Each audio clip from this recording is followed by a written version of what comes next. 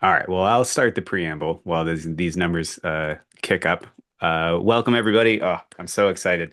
It's been a while since we've done this presentation, and as always with David, it always improves, it always changes. The world changes every quarter, every month, every week, as we're seeing. And David's always learning more from our audience. So we're super exciting to do our fundraising 101. I wouldn't even call it a workshop, it's a presentation today. So David's got a ton of content for us to dig into to let founders know pretty much everything that they can expect to trying to, what to know before you pitch. But I believe today we have a special end cap of this about kind of a pitch toolbox that founders can take away from it. So I'm not going to ramble on too much in the intro. David, you can introduce yourself, but I will entertain questions in the chat. We're probably going to be pretty chock full of content. But I'll encourage everybody that if you want more of this kind of good insight, check out our mission control program, which I will share in the chat as well. That's where you get a little bit of access to me and David and Pete and other people in our network on a weekly basis in more of a workshop office hours Q&A style fashion. But David, take it away. All right. Thank you, Ryan. Hello, everybody. So, one of the most interesting things about being a startup founder is that you have a great idea and you're ready to go and turn to a company, and you realize that you need some money to go do that. And so you say, well, where do I get the money to do? How does that work? And then you see movies like The Social Network and you watch things like Shark Tank and you say, well, clearly there are like people out there who will like give me money for something. So what do I do? And that's where most founders sort of start. And that's a pretty wild and woolly place to be. People don't just come in and hand you money. So if you're going to be a serious founder, and if you're watching this presentation, I assume you are planning to be, it can be really helpful to understand the entire landscape of how this works, what has been developed over the last several decades with startup companies and startup founders and the investors who provide the capital to take those businesses and help them grow. And so before you even start fundraising, you're going to watch this video and we're going to go through what the world looks like. And then out of that, you'll see what you need to do to be part of it, what steps you should take, how you can prepare yourself for doing that. So before you start, it's always helpful to know who's talking to you or who's purporting to teach you. And so let me give you my background. My name is David S. Rose. I am the founder and executive chairman of Gust, and I am a fifth generation serial entrepreneur. So I am one of you, one of us. This is very much for entrepreneurs by entrepreneurs. I've been starting companies since I was 10 years old. This is a picture of me in high school with an after school or in school film program that I started called the Horace Mann Picture Show. I actually built the marquee for that movie theater in my shop class. Got the school to give me a spare room, and second a maintenance man as the projectionist. So I've been starting these things for a long time. But in addition to being an entrepreneur, and these tend in many cases to be hereditary, I'm also a third generation angel investor. And there are a lot more serial entrepreneurs than there are serial, third generation angel investors out there. So my late great uncle, after whom I was named, the first David Rose, was the angel investor behind the portable kidney dialysis unit, vascular stapling, hyperbaric operating chambers. He invented through the wall air conditioning, and so on and so forth. So I come by that naturally. I am, however, a first generation VC. I was the founding general partner of True Global Ventures, which is an international super angel fund in the blockchain and AI space. So that gives you some background for who I am. As a founder, I founded Gust, the company that's producing this, which is the global infrastructure for the early stage startup and angel investing space.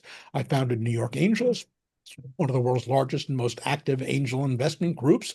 New York Angels, since I founded it over 20 years ago, has invested more than 150 million, close to 200 million now, into more than 500 companies. My current gig, since I am a startup founder, is the US real estate market, of which I am the founder and CEO, which is doing some really cool and incredible things in the real estate capital market space. And then for those of you who are futurists or into AI, I'm an associate founder of something called Singularity University, which was the first think tank in AI and exponentially advancing technologies based on the work of Ray Kurzweil. So With that being said, as an angel investor investing in startups, one of the early companies that I invested in was called Comixology. I was the first investor and chairman of the board of Comixology, and that eventually got acquired by Amazon. And so now it is the world's largest comics distributor as a part of Amazon. I was also the first investor and chairman of the board of a company called Panjiva that was acquired by S&P Global and is now their supply chain operation. And perhaps most interesting, I was the first investor and chairman of the board of a company called originally Social Bicycles that then changed its name to Jump Bikes.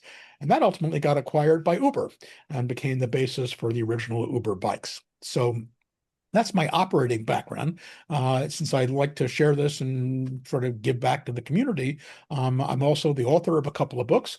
Angel Investing is the standard textbook on how to be an angel investor. That's where most angels learn what to do and what they should be looking for. So I certainly know that side of the equation. On the left there, you'll see the new version, second edition of Angel Investing that came out last June.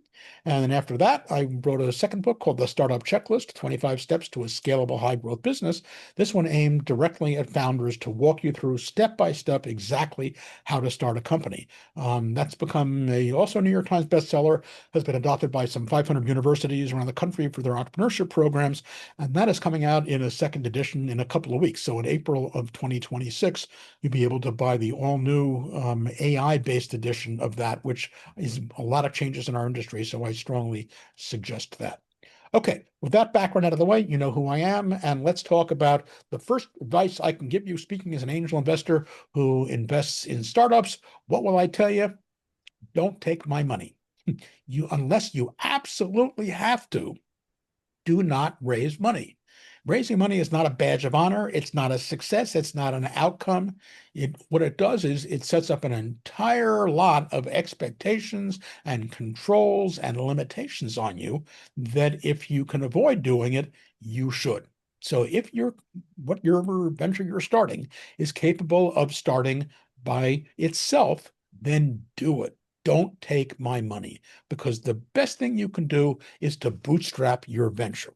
Pulling yourself up by your bootstraps and getting money from not investors. How do you do that?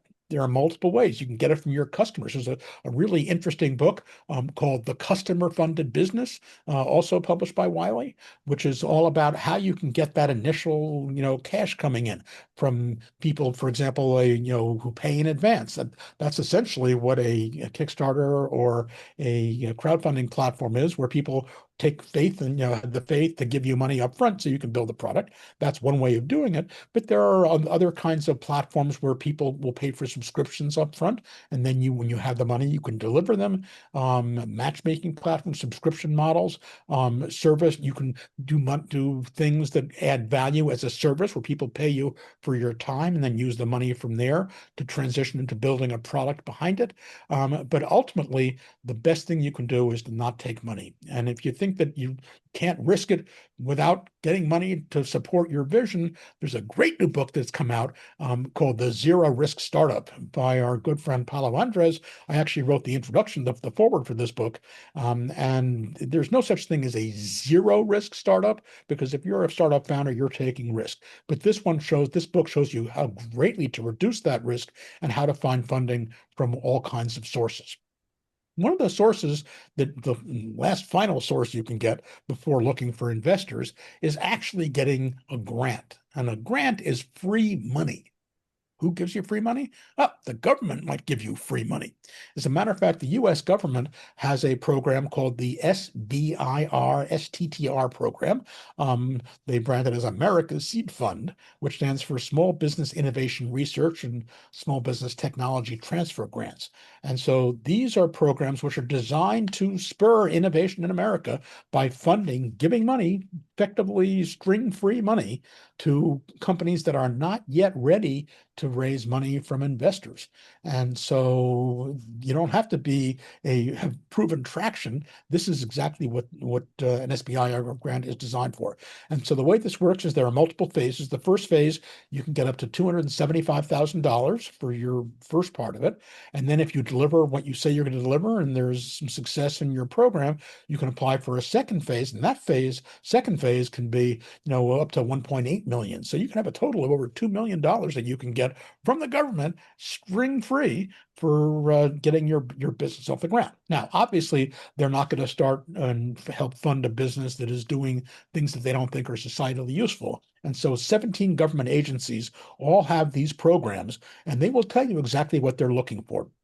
So if you're doing something space related, it might be NASA or the National Science Foundation, the Department of Labor, the military. All of these agencies have programs, and they'll tell you the kinds of things they're looking for. And if what you're doing fits into that, I would encourage you to apply for one of these grants, an SBIR grant, because the odds of getting these are surprisingly good. If you're in an area that they are looking for, it's about 1 in 4. And so that's 25% odds, which doesn't sound like a lot, but compared to the other odds, as you'll see, are much, much, much, much lower of getting angel or venture financing. Okay, what do? You can't get it from your customers. You can't get it from grant from the government. Well, how about if you borrow money, right? Well, okay, where do you borrow money? Banks. So banks are in the business of lending money. So you go to a bank and say, hey, I got a cool startup here. Can you lend me money to get my startup going? And what do you think the banker's going to say? No. Why?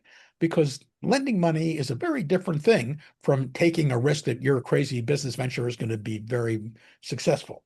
So banks only lend money to people who they absolutely know can pay it back. And if you're a startup company, they don't know that your startup company is going to exist, let alone be able to pay back the money. So bank loans are out for a startup company unless you personally guarantee it, which is exactly the same thing as you personally borrowing it, because if the company can't pay back the loan, the bank will come and take your collateral, which is your house, your possessions, your boat, your car, whatever. So typically, not a good thing to do that.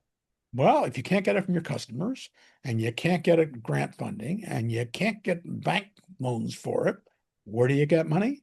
Well, what do you have? You have an ownership of this business. You're starting out owning this business. Well, you can raise equity. That is, you can find people who are willing to trade cash dollars for a part ownership of the business. And that's what raising equity is all about. So, who is the first person who will take that trade, put in money in exchange for owning shares of the business? Well, there's only one answer to this one. And if you think about it, and if the answer you've come up with is not you, you're wrong, because you have to be your own first investor. I don't care how much or how little money you have. If you have not put the first dollars into your own business, I guarantee you ain't nobody else is going to do it, because you know your business and you know your prospects in theory better than anybody else. You have your hopes and goals and dreams. And if you, based on all that and this amazing company you're going to build, are not prepared to put your own hard-earned dollars in here, nobody else will take that bet, right? But what that means is when you put your money in, it's not so much how much money you put in. If you say, I'm not Elon Musk, okay, nobody's Elon Musk except Elon Musk, right? So the amount of money that you put in is not the important factor. Instead, it's how meaningful that money is to you. If I had a kid approach me who, saved 10,000 bucks over, K through 12 by having a paper route or something, and that kid said, okay, I've, put in, half of that 5,000 bucks in starting this company, that's perfectly fine. That's all I would ask from that kid, right? On the other hand, if Elon Musk came around and said, hey, I got a new company, I would say, how much have you put into that? And if the answer there wasn't appropriate, hundreds of millions, that would be a very different story. So the first cash in the company is from you. Okay. You've now tapped your pockets out. Where does the next cash come from? Friends and family and fans and fools. These are known as the four F's. typically this was a friends and family round, people who are investing not for economic returns. They're not sophisticated investors who can do a cost benefit analysis and do detailed diligence on your company. These are people who are investing because of you. They know you, they love you, they want to support you, or because they're fans. They're your customers who have, they fell in love with your pie or that you're making, or they really want to use your product, and so they're prepared to invest in the company. Oh, that's great if you can find those people, but what if you don't have a product yet? It's not shipping. Well, if you can somehow talk some crazy person into doing it, that's where the fools come in. These are people who are not making a reasoned economic decision, but basically are prepared to throw money at something for whatever reason they will do. And frankly, you don't care. As long as you are doing it, you get some cash in from somebody because you have run out of your own cash. And because of that, because it can come from multiple different sources, one of the terms that's being used these days for this is the hustle round, where, not necessarily only friends and family, but anybody you can get cash in from. And because of that, it's not any existing structures, groups, funds, people. That's, people who are investing for you. Okay, after your hustle round or your friends and family round, who comes in? Well, that's where people like me come in, and we are angel investors. And angel investors are people who are investing specifically in early stage companies. This is it may or may not be rational, but I am making the decision to take money and investing in somebody I don't necessarily know because I think this company has the potential for getting to be really, really big, right? After angels, where do you go? Oh, well, then you get to VCs, venture capitalists. And people often use the term angels and VCs either synonymously if you're just starting out, or you say it without spaces, angels and VCs, or VCs and angels. But there's a very, very big difference between these two groups. Yes, they both fund early stage companies, but the difference is who they are and where the money is coming from. And that affects a whole lot. Angel investors are what I call rich-ish people. Because if you're Elon Musk, you're not doing angel investments because you've got too much money to worry about. The typical average angel investment in the US from a member of an angel group is about $25,000 per company. If you have, $25 billion, you can't afford to spend the time to invest $25,000. On the other hand, if you don't have at least $1 million, you're not going to be able to afford 25,000 bucks. So typically, angel investors are rich-ish people who are investing their own money from their own pockets by themselves, for to make money. Their goal is to make money by investing in your startup company, as opposed to venture capitalists. They're not interested in losing money, but they are investing other people's money into your company. So a venture capitalist is a professional money manager who raises a big pool of money from other people, and other institutions that are sitting around with a lot of cash, and they're looking to make a return on it. So their funds, they raise a big fund, which typically comes from university endowments, insurance companies, pension funds, super rich people who put together their money into this fund run by a VC, which can be anywhere from 10 million to 2 or 3 billion dollars. And the VCs then invest that money on behalf of their LPs, the limited partners, into startup companies. But there are also some other allied funding sources for early stage companies. One of them are accelerators. An accelerator is popularized and started by Y Combinator about 20 years ago. And an accelerator program is one that is based on mentors and based on helping support early stage companies. They provide guidance and support and structure, and they give you typically a stipend to cover your expenses while you're in the program. And they do this in exchange for equity. And that's how some really interesting big companies got started. There are some very famous accelerator programs: Y Combinator, Techstars, Plug and Play, 500 Startups, SOSV. These are all some of the major brand names that you can hear about in terms of accelerators. And then one last thing that's a relatively recent development are startup studios. The startup studio is sort of an accelerator upside down.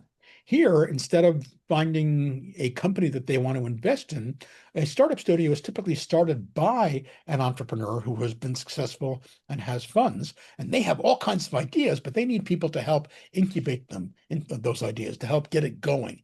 So they will say, great, I got an idea.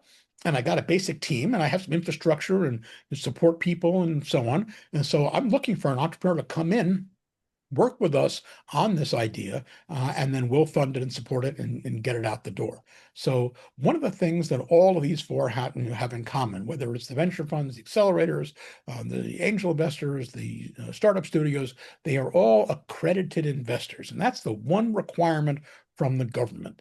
The government doesn't say who can or should be in it. All the government says is that anybody can invest in any company through the public stock exchange, the public markets. They are allowed to take money. You can buy an Apple. I don't care how much money you have or anything else. You can buy a share of Apple or Tesla because it's a public company.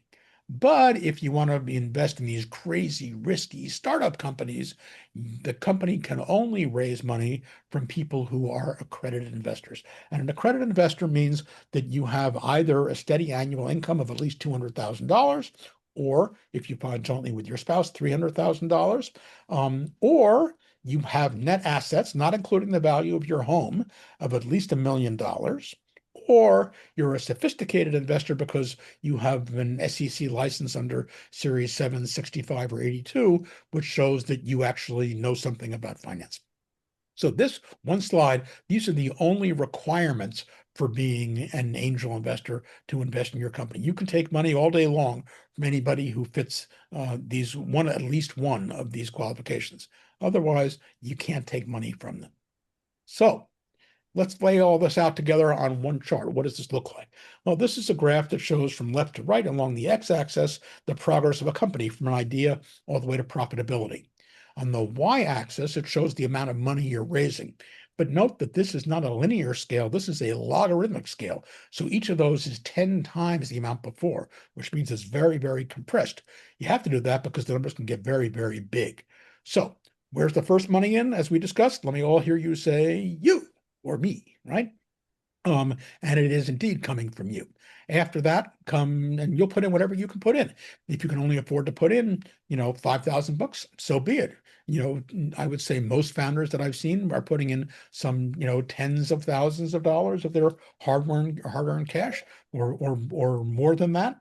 But that's the start.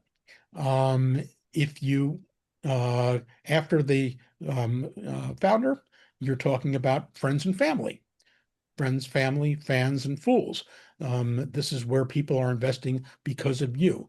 And this can be anywhere depending on the people you know or who you can get access to, tens of thousands of dollars, many tens of thousands of dollars. You might occasionally find more than that, but probably not. And they're betting not on the company, but on you personally. It's only after that that angel investors come in. That's people like me. These are people who are individuals investing out of their pocket. The typical size, check size per angel investor per deal, about $25,000. There are, however, some very well-heeled folks who've written big checks, $100,000, even in certain unusual circumstances, $1 million. But those are very unusual. Next, when you get angels grouping together in a group and pooling their money and making a decision all together, you get an angel group. And this angel group category is about the same place that you'd find accelerator programs, for their follow-on funding to you after you go through the program, or seed funds, smaller venture funds being started out by one person. And so typically here you're looking at investments in the, hundreds of thousands, maybe very, very low millions over here. But at that point, to get this kind of money, you have to be pretty far advanced in your company. And only after that do you get to the VC level. Venture capital money, traditional venture capital funds, not seed funds, but traditional venture capital funds are investing. That's what's called the Series A stage. And this is where the company has traction, it's proven what it's doing, and they are typically putting in millions of dollars. 1 million, 2 million, 5 million, 10 million. And then above that, you get into later stage venture funds and you get into private equity funds and the like. And finally, if the company is getting all the way out there, you can actually raise money from the public by going to the public markets. And this is where you do an IPO, initial public offering, and anybody can invest in the company. But typically, in order to do that, to list, you have to be very successful, have created a lot of value. I think typically companies used to go public after they had a valuation of over 100 million. Today, realistically, it's valuations of over $1 billion before you really go public. And so that's what that progression looks like. Now, there's one interesting thing that's not on this graph so far that you may have heard of, and that is the equity crowdfunding things, platforms like Republic and Start Engine and WeFunder and so on and so forth. You say, but aren't they designed to fund early stage businesses? Well, yes, but the problem is there are not people out there who are looking to put cash into your companies. Typically, these are platforms that make it possible for you to legally take money from sort of your friends and family group. And so, therefore, these you have to be pretty far advanced down the line with real traction and real revenue before these platforms will even look at you. And even then, the average amount being raised on these platforms is in the low hundreds of thousands of dollars. It's not up to the millions of dollars. And so they are also very selective. So they only will typically take 1 or 2 or 3% of the companies that apply to them for funding. Okay, that's the overall landscape to put this in perspective for you. So, how do you raise funds? Well, the first thing is your attitude. You're looking to get money out of my pocket. So, let me tell you the two kind of attitudes you shouldn't have when you approach investors. First is, I'm Master Universe. I've got such a brilliant idea. I'm happy to let you in on the ground floor of this great idea. I'm going to make you so rich. I don't need that. Thank you very much. I see dozens of pitches and opportunities. Don't tell me that you're the greatest thing since sliced bread. If it's so great, why aren't you just going off and doing it and not raising money, right? Don't be an asshole. Or sorry, don't be a jerk. But on the other side, don't also be, please, sir, may I have some money? You're not a little mouse. I need you as much as you need me. If you're a startup founder in a business that is in an area I'm interested in investing in, I need to invest in your kind of businesses. Otherwise, I wouldn't be an investor, right? So therefore, hit the middle line. We are peers. You are a founder who's got a really interesting business that you can create. I'm an investor. I've got cash to put to work. Let's meet as professionals and let's see if this is a fit, because that's what it comes down to, the fundamental basis for startup funding. And if you understand this, you'll be well far down the road. The basis of startup investing is two things. I'm an investor and I have a thesis. I know what I want to invest in. You are a startup. You have a business. And when you pitch me, your startup clearly, your pitch clearly explains your business, right? And the only question, therefore, between the two of us is, if I invite you to come and pitch me, does your venture fit my thesis or does it not? Because if what you're doing is the kind of stuff that I'm investing in, then you know what? I need you and you need me. But if it's not, then there's nothing you can do to make me invest in this business. There are no magic words like AI that you can sprinkle on it. There are no big brand names that you could put in front of me. If it doesn't fit my investing thesis, then it's best for both of us if we say, hey, it doesn't match us. I wish you luck, and you go try somewhere else. Don't waste your time trying to come back to me again and again and again with slightly tweaked things or different kinds of approaches, right? The bottom line is I'm the best judge of my own thesis. And if I tell you it doesn't fit, it doesn't fit. But if it does fit, now we're talking, right? So what am I looking for? Okay, let's assume that we think that you've got a really good plan and I'm an investor and I'm looking to do it. So every investor looks for three things, three basic fundamental things. That's our thesis. So you can say all investors share the first three steps of a thesis. And after that, it gets a little different. The first most important thing is people. This is a people business because I'm investing in a company that doesn't yet exist. So therefore, it's the people who are going to make it exist. And there's one person who is the most important person. And who was that? In this technological AI era? Surprise, surprise. It's not the techie. It's not even the UX designer who was designing the whole user experience, because you have to have customers for this thing. But it's not the salesperson either. Who's left? What you're talking about here is a business, and somebody has to manage the operations and make sure that everything gets done. But it's not the business person. All right, so it's not the techie, the designer, the salesperson, the business person. Who the heck is the most important person that I'm looking for? And the answer is it is the entrepreneur. You, capital T, capital E. I am looking for the entrepreneur who can bring all of these things together and make this work. And you know what? It doesn't matter what your individual skill set is. I can take a techie and combine it with an entrepreneur, and I get Bill Gates. Take a UX designer with an entrepreneur, you get Steve Jobs. Salesperson is an entrepreneur, Richard Branson. Business person is an entrepreneur, Mike Bloomberg. So it doesn't matter what your discipline is. I'm looking for that ability to have vision and integrity. I'm looking for that somebody who could be a great leader, somebody who has passion for what they're doing, somebody who has domain expertise in the area that they're building in, who's farsighted, but also a realist here and now, who's willing to listen to me. These are all the things I look for in a founder, right? Okay, so that's number one, the entrepreneur and the entrepreneur's team. What's the number two thing I look for? That's the business model itself. And the business model for the kind of venture we're investing in has to be scalable. What does a scalable business model mean? A scalable business model is something that can start out very small, that you can show me you have done. And now, if you put in a penny, you get 10 cents out. Well, if you're looking for me to come in and put money, if I put in $1, hey, we'll get 10 bucks out the other end, right? So a business that grows doing the same thing is a scalable business. And the second piece of scalability is that as it grows, the economics get better.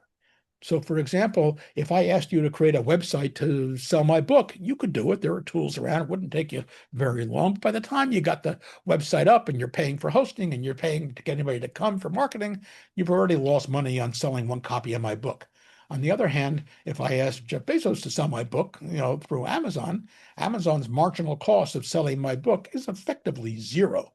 So therefore, that's a much better place for them to be able to do that. Third thing that every one of these angels typically has in common, whether they tell you this or not, but it really is the case, and that's this magic word traction, right? Every founder thinks that since they've done some work on their company, they have traction, but it means something actually very specific. Or I think it means what you think it means. Traction, as far as an investor is concerned, is not what founders think of, right? So traction is not having a great idea or even hiring employees or advisors, even filing for a patent or building an MVP of your product, having a great business plan, a marketing plan, getting wonderful reviews in the press, having ads, people waiting on your startup list from Facebook ads or whatever it is. Even if you've raised a lot of money from people before, none of those is traction. So you say, what is traction then? Very, very simple. As far as investors are concerned, traction is something outside of your control that you just can't do tomorrow morning because you have something outside of your control that demonstrates value creation for somebody else, and that value is getting bigger and better every day, right? So what is it you think you can do to show me, to show that you have created value for somebody? Well, duh, the best thing is profitable customers, or if not profitable customers, at least paying customers, right? And this shows that, a paying customer shows you somebody who's willing to go cash out of pocket to buy your product or service. A profitable customer shows you can make money doing that, which is great. But I'll take a paying customer now, assuming you can actually get your economics working longer term. So those three things are the basis for what all angels look for, and VCs for that matter, right? Great people, scalable business, and traction. After that, however, comes all the specific things that are the theses of the individual angel. And these can be things like location. Some early stage funds are funded by governments. You can only invest in a Connecticut company if you're coming from the Connecticut Innovation Fund. New York Angels tends to invest in New York area, but we're actually pretty eclectic. So in actuality, fewer than half of our companies are actually based in New York. But location for many people is a big issue, especially when you get to angel, level people making individual investments. They don't necessarily want to see you invest in somebody far away. They want to be able to visit you or whatever. So that's one thing. Next is stage. Some people invest, very risky early stage money. Some people are a bit more conservative, at least as far as angels or VCs are going, and want to invest in the later stage. What type of business? I mean, I come out of the real estate business originally, so I invest in things like prop tech, and I've developed SaaS businesses and marketplaces, which are great. But I don't invest in fashion. I mean, you wouldn't want to have me investing in your fashion company. I don't invest in things like medical devices because I don't know enough about them. So I have very clear areas, things that I invest in and things that I don't. What's your business model? Is it a marketplace where people buy and sell? Is it a SaaS platform? Are you selling in consumer packaged goods play? Is this a service business?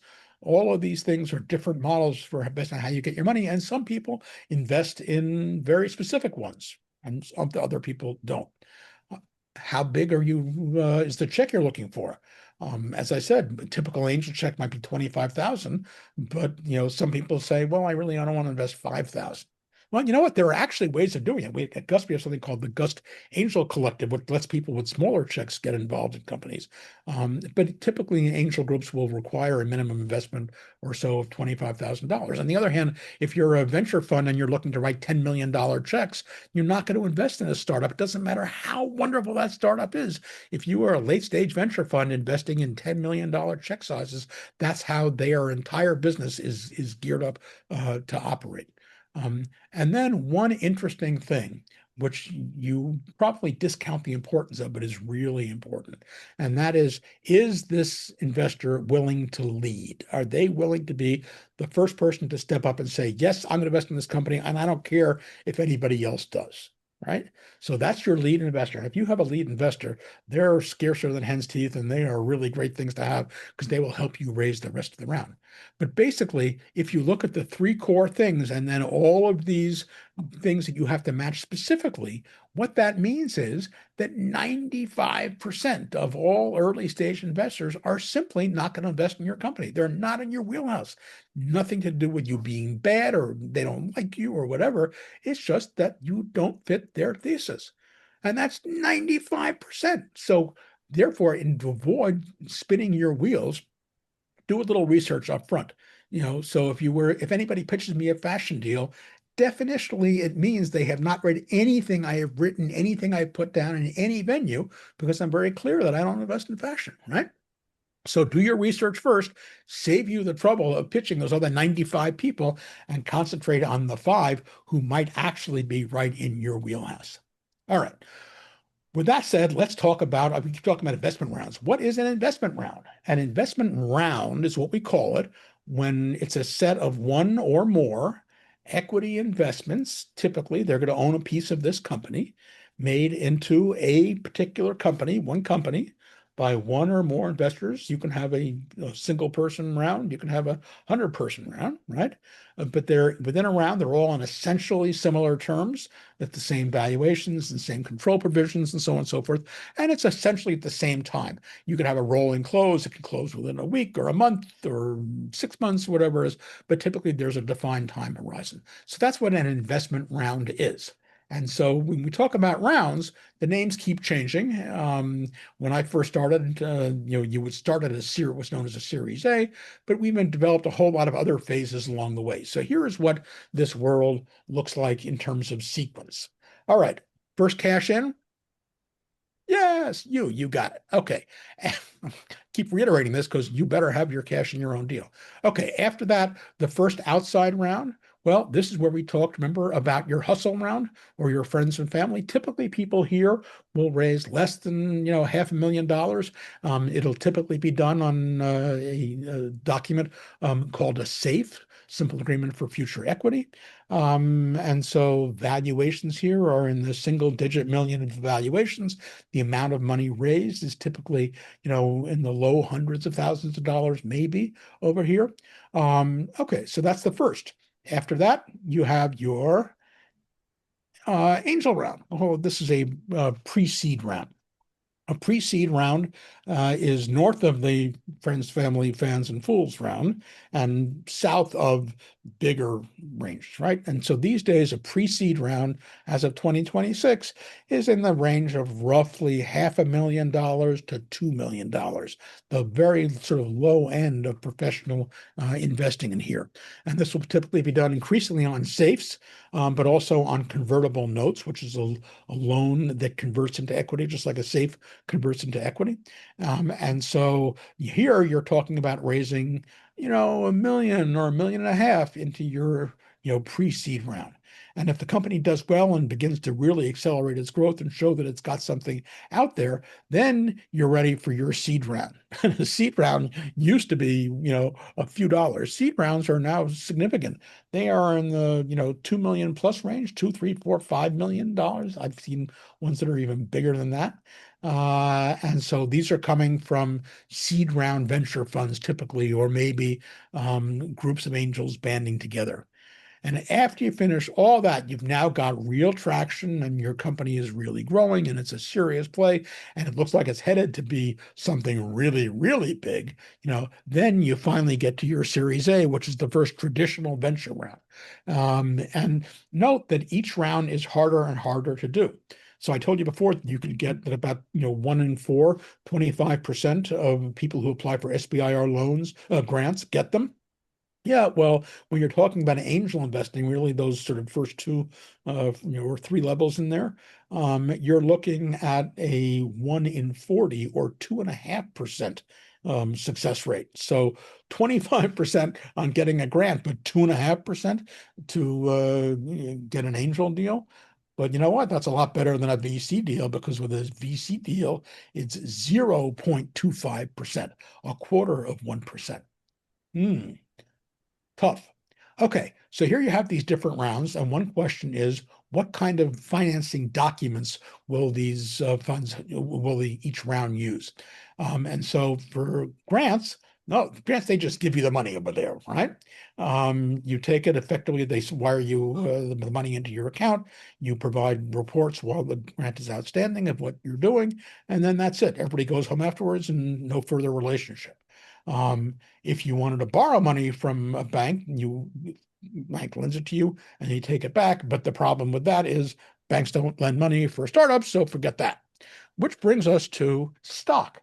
Now, when you sell stock, you're selling shares, pieces of ownership of your company. You can think about it like slicing a pie, and everybody gets a piece of pie, but they can be different size pieces of pie. And so what you're looking for there is common stock. But the problem with common stock from an investor's point of view is that common stock can get sort of tricky because if you have around, when common stock, you buy a certain percentage of the company for the dollars you're putting in. The problem is if the company goes successful, then you get a bigger piece. The investor gets a bigger piece, which is great. No problem. They want to be in common. However, what if the company goes down the tubes, as a risky company will do, and sell for less than the cash that was in? Well, in that case, the founder might get 90% of the money because of the percentage differences here. So investors do not buy common stock. What do they buy, you ask? Well, the answer is typically they're going to do something else. And that means they are going to be either looking for a convertible note. A convertible note is a loan where they lend you money, but they lend you money that they are ultimately prepared, decided right now to invest in the company itself. So they loan you that kind of money. But money that goes in and gets paid out first, if you're buying equity in a company and buying shares of stock in a company, special kind of stock for that. It's called preferred stock. So stock, if an investor puts in money and gets shares of the special kind of stock called preferred stock, if the company sells, They start looking down the whole cap table, who owns the company, and they pay out the money. The first money that goes to the investors because it's preferred. They get a preference. However, the problem with that is that that's all they get. They get the money they put in. They don't get extra money on top of that. So if the company is wildly successful, the investor doesn't share in that great success. That's not good. And that's why investors do not do preferred stock, straight up preferred stock. So what will investors invest in? Well, one of the things you might have seen is a convertible note. A convertible note is a loan where everybody wants to ultimately invest cash in the company for equity, but they start out with a loan and they say, great, I'm loaning you money. And when you come around to getting your venture round and they are buying what they're buying, I'll convert into whatever they're buying. You can take my money that I loaned you and we'll use that to buy my equity in the company. So a convertible note is a loan that converts into stock. It's technically a loan, which means it has some protections and priorities and so on and so forth. And it has a maturity date at which it has to be paid back. But the idea on everybody's part is that it will ultimately convert to equity. A newer thing that started about 20 years ago and has now taken effectively the early stage financing world by storm and now accounts for probably 75 plus or minus percent of all new deals is something called the SAFE. A SAFE is a simple agreement for future equity, and functions almost exactly like a convertible note, except it's not a loan. So I call those a not a loan that converts to stock. Because it's not a loan, it doesn't have the security and protective features that the convertible note has, which is why some angel investors will not or prefer not to invest in safes as opposed to convertible notes. Deals are done. What happens after that, however, is the kind of thing that professional investors, as in venture capitalists and in some cases angel groups, will insist on. And that kind of thing is called convertible preferred stock that I mentioned a few minutes ago. Convertible preferred stock is preferred stock, which means that if the investor puts their money in, they get preferred stock. And if the company ends up selling for less than the valuation that they invested at, they still get all their money out first before the founder gets their money out. So a convertible preferred stock starts out as preferred stock to protect the investor in a bad scenario. But if it's in a good scenario, the company's done really, really well, the investor doesn't want to have preferred stock, which only gets its own money paid back. It wants a piece of the action. It wants a piece of your big thing. So therefore, when a good thing happens, the company has a great exit, the investor waves their magic wand and poof, it turns into common stock.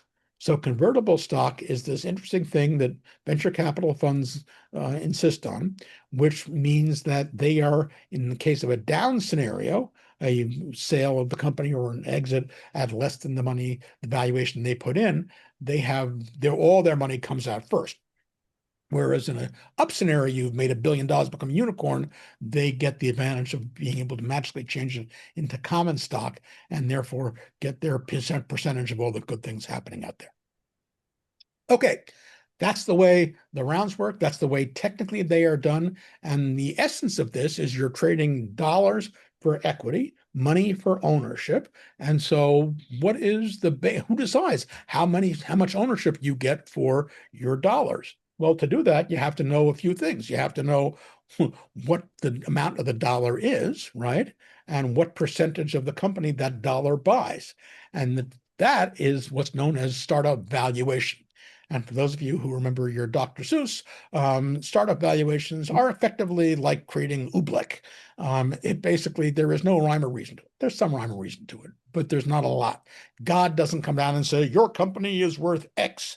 You can't easily put it into a box and say, ChatGPT, give me the number. It doesn't quite work that way, right? And I'll tell you why. Because the way angel investors look at the economics of angel investing is a very, very different way than the way founders look at it, right? So let me show you how this transaction looks like from the perspective of the angel. Well, we start out saying, okay, let's say that I'm a rich-ish kind of person. I've got, $10 million in investable assets. I'm going to allocate, 10% of that to my angel deal. So that's $1 million that I'm going to have for angel investing. And I heard that I can't bet it all on one thing. So I'm going to bet it across, 10 different deals. Great. What am I looking for? Well, it turns out that the average return on a successful angel investment from a sophisticated angel investor who knows what they're doing and has patience and so on and so forth works out to being about 25% per year. Not bad work if you can get it, given the fact that right now you might get 2 or 3% from a bank. So to get 10 times that investing in startups on an annualized basis, that's pretty good. And so what does that mean? Well, the company isn't paying us cash out the first year or the second or the third year. We have to wait until we get our cash at the end of the day, when they have an exit and they're bought out or they go public or something. So if we get paid out then, what do I need to get paid out at that point to make it worth all of the returns I would have gotten earlier? And that's where the basic math comes in. We say that if you think about it, if I am getting 25% as my return on the value of my investment at the end of one, if I put in $100, if you $100 and I put in, my money and I got to get $25 back, right? 25% return at the end of a year. That means at the end of year one, I would get $125. However, you're not going to pay me back because you don't have the cash to start to pay for that. So instead, we roll over to the next year. And the next year, I now start out with $125 and I have to get 1.25 times that. So effectively, it's 1.25 times 1.25 times 1.25 times 1.25 times 1.25, because we're saying that the average holding period for an angel will be 6 years. And so it turns out that if you do that 6 times, 1.25 to the 6th equals a 3.8 times ROI. We call the 1.2, the 25%, your internal rate of return. The 3.8, which is the sum of all the money you get back, 3.8 times your original investment, that's called your ROI, or return on investment. All right, with that done, let's go to the math. Luckily, the math isn't as complicated, because all we need to really do is look at what actually happens to these investments that I'm making on a typical basis. Well, it turns out that of them, 5 out of 10 are going to fail completely, no matter how good you guys are, no matter how carefully I pick them, no matter how wonderful the market, no matter how cool the tech. 5 out of 10, that's what the track record shows, are going to fail completely. But luckily, another 5 of my 10 are not going to fail completely. No, they're not. But of those, 2 of them are going to be like an acqui-hire, where somebody acquires the company just to get the engineers kind of thing. So, if I get my original money back, it was better than losing it, right? So I'll get 2 of those. But luckily, I got 3 real winners over there. And of those 3 winners, 2 of them are 2 or 3 times my money back. That's great. If I could get 2 to 3 times my money back, I would be happily do that all day long. But that's only 2 out of my 10. Well, let's add this all up. 2, that's 9, right? Well, what actually happens when we apply these failures to my investment? Well, it turns out that if I look at the returns on my portfolio, 5 times 0 is 0. 2 times 1x return is 2, right? 2 times 3 is 6. And so you do all that, but each of those only accounts for 1/10 of my portfolio, because I invested in 10 companies. So I have to divide the return that I'm getting there to see what the value is by 10. And it turns out that therefore, 5 times 0 times 1/10 is 0. 2 times 1 times 1/10 is 0.2. So now if I go through and see what actually happens and I add all that up, and I subtract that from my 3.8, I got a problem. What's my problem? My problem here is that I was aiming for 3.8 times my original money, but I've just done 9 out of my 10 exits, and they all added up to 0.8, which means that I've got a hole in my pocketbook now of the 3% return, 3 times return that I was looking to get from my company. So how do I get that 3 returns? Luckily, there's one company left. But now if you do the math, what you realize, since I had only invested 1/10 of my money into that company must now return 10 times that three or 30 times my investment. And so that's why the economics for angels and the economics for founders often seem like they're going like this. You say, clearly, my company might be worth $1 million. Well, maybe worth $1 million, but the problem is, if you want my money, I'm also investing in 9 other companies, and so therefore, if you're the one rock star in my portfolio, I hope they all are, but if you're the one rock star, then okay, I got to account for the other 9 that didn't. By that means you have to make me 10 times as much. And so, therefore, as angel investors, we are looking for companies that can give us a plausible scenario analysis to be worth 30 times what they're worth today, and do so without raising additional money, and do so within 6 years. That's a really, really tough kettle of fish. But that's what we're looking for. And that's why angels only invest in 2.5% of the companies they see.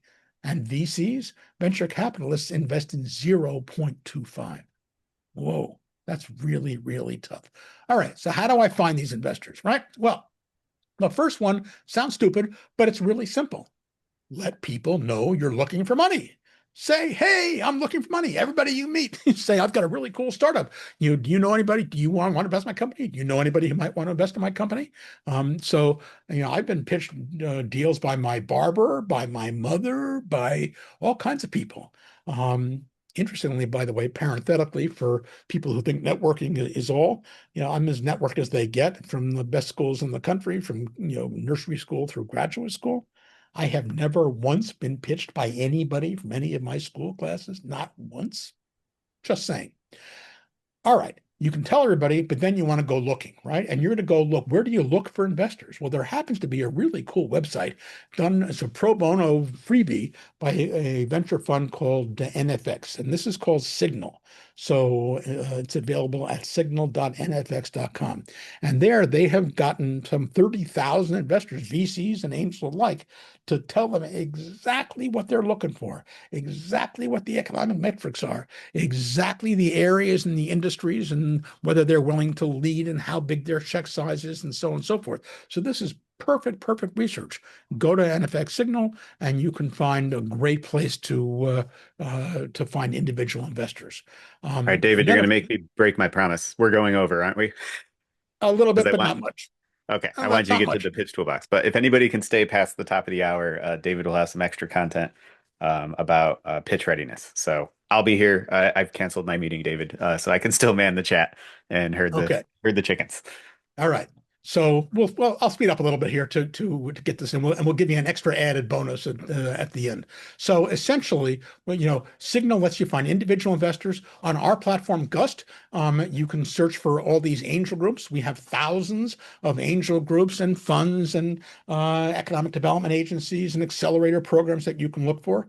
There are other sites that you can check out, things like Crunchbase, things like LinkedIn. The problem when you're looking for investors over here, right? If you go to LinkedIn and you say angel investor, well, yeah, it'll give you everybody who says they're an angel investor, but that's not a great way to do it. There are other uses for LinkedIn, but this is not.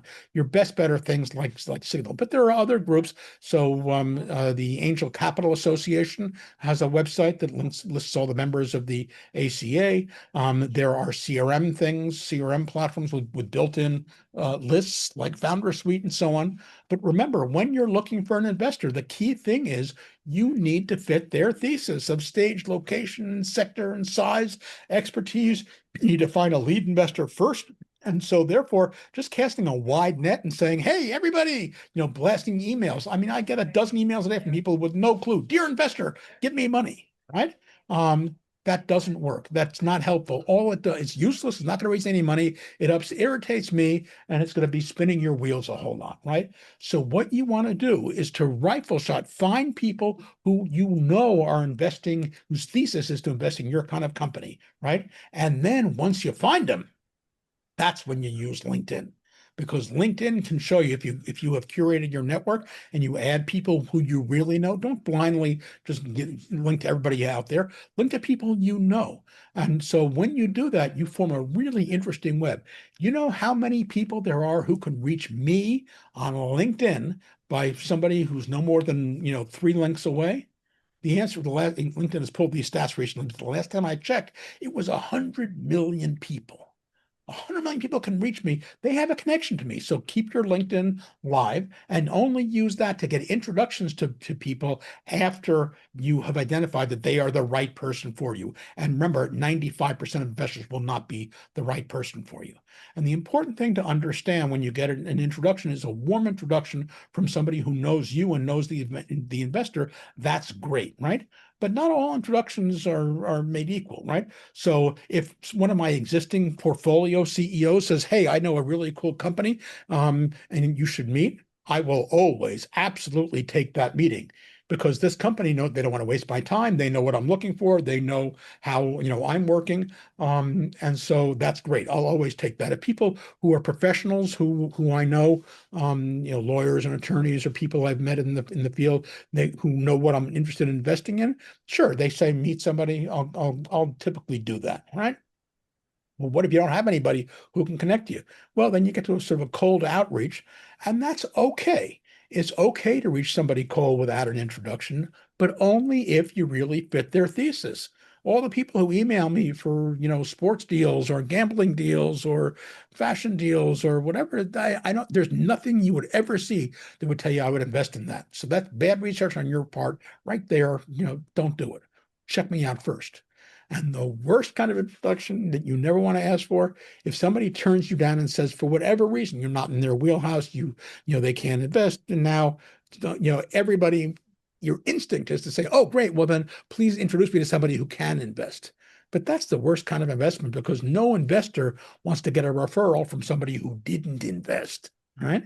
So don't even try for those. It doesn't make sense. It's not going to help you. You probably won't get it. So just say, if somebody says they pass on you, you just say, thanks, I appreciate your taking the time, and you go on. Period over there, right? Okay, so how does this, when you find somebody that you want to pitch to in this way, and you've qualified them and they are in the right area, well, it works like this, right? So first of all, if you can, through LinkedIn or whatever, find an introduction, find somebody who can introduce you.